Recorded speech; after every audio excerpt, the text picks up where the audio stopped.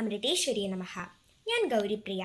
ജഗദ്ഗുരുവായ ശ്രീ മാതാ അമൃതാനന്ദമയി ദേവിയുടെ മഠത്തിലെ യുവജന സംഘടനയായ അയുത് നടത്തുന്ന ഗീതാ ചാലഞ്ചിൽ ഭാഗമാകാൻ ഞാൻ അഭിമാനിക്കുന്നു.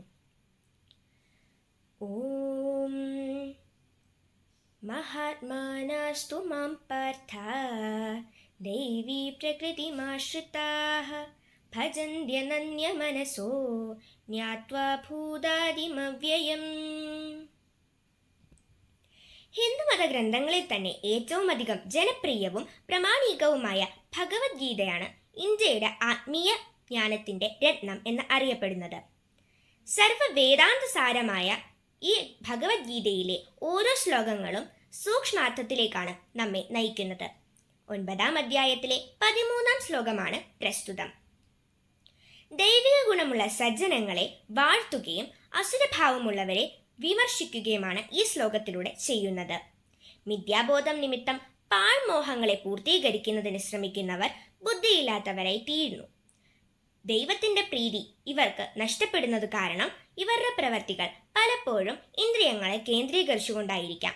അത്തരം മനുഷ്യർ രാവണന്റെ പാരമ്പര്യം കൊണ്ട് അസുരന്മാരായി തീരുന്നു എന്നാണ് ഈ ശ്ലോകം വിശദീകരിക്കുന്നത്.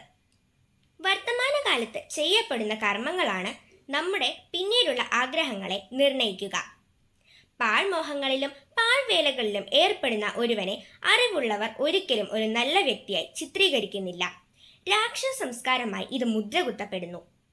സജ്ജനങ്ങളുടെ ചിന്തകൾ എപ്പോഴും സമൂഹത്തിന്റെ നന്മയിലായിരിക്കും അധിഷ്ഠമായിരിക്കുക.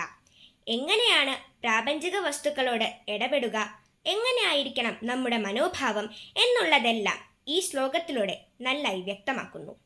സർവഭൂതങ്ങളുടെയും ആദ്യ മൂലം മണ്ണാണ് എന്ന് വിശ്വസിക്കുന്ന ഒരാൾക്ക് എല്ലാ മൺപാത്രത്തിലും മണ്ണ് തന്നെയാണ് ദർശിക്കാൻ സാധിക്കുക.